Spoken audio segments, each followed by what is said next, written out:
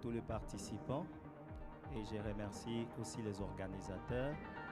Permettez, avant que je ne réponde à la question, de parler un peu de notre groupe et de moi-même. Mon nom c'est Charles Chibanda. Je suis directeur général responsable des développements des business dans le groupe MES.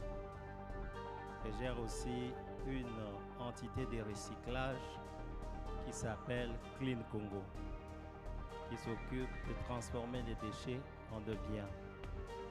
Le groupe MES est dans beaucoup d'activités d'ingénierie, mais ici j'aimerais beaucoup souligner l'aspect industriel.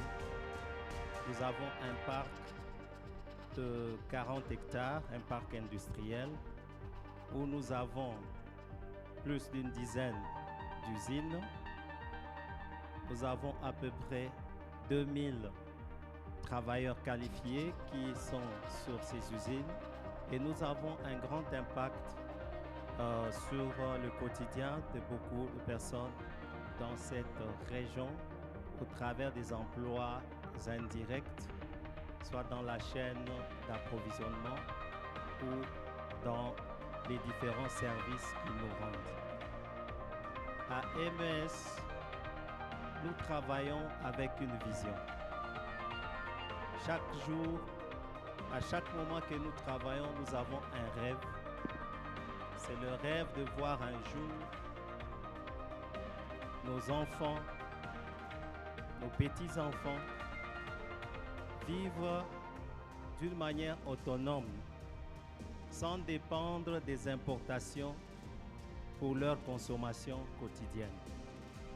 Notre rêve, c'est l'émancipation de la RDC en matière de consommation. Voilà ce que je peux dire de MES, bien que ça soit plus que ça. MES valorise les ressources locales, telles que le cuivre que nous produisons. Nous savons qu'il s'exporte en plus grande quantité comme métal brut, mais nous les transformons en câbles électriques pour alimenter nos maisons, mais aussi pour les besoins énergétiques des entreprises minières. Récemment, nous sommes allés encore à une autre étape pour fabriquer les câbles nécessaires pour l'Internet et les câbles pour le minage, donc le blasting dans le mine.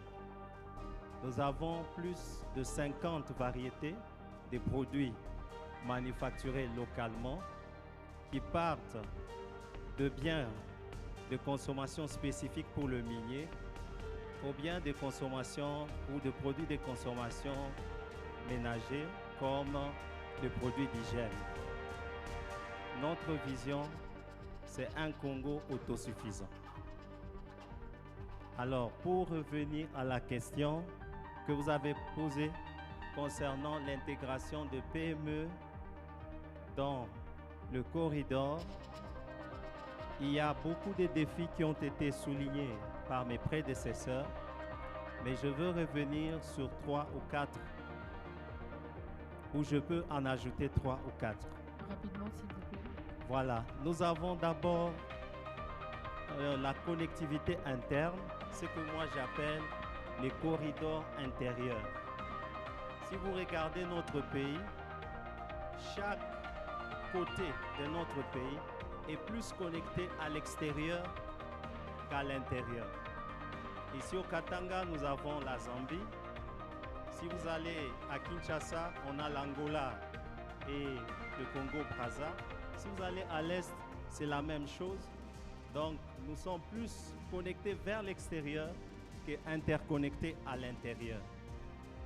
Alors, le long de ces corridors internes, nous avons le défi d'implanter des industries en fonction des ressources de différents endroits.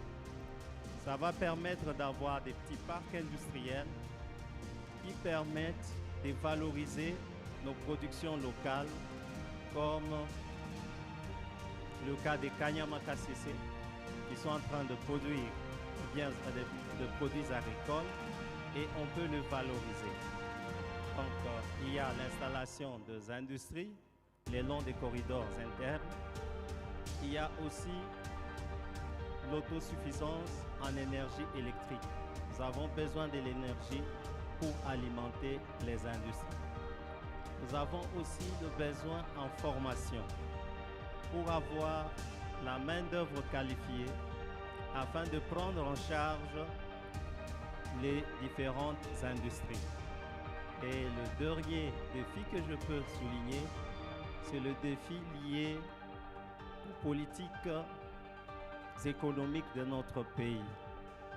Nous devons revoir, nous devons réévaluer nos politiques pour le rendre adapté à la situation actuelle, pour le rendre à mesure d'équilibrer la concurrence entre la production locale et la production des pays concurrents. Voilà ce que je peux dire d'une manière brève. Merci beaucoup.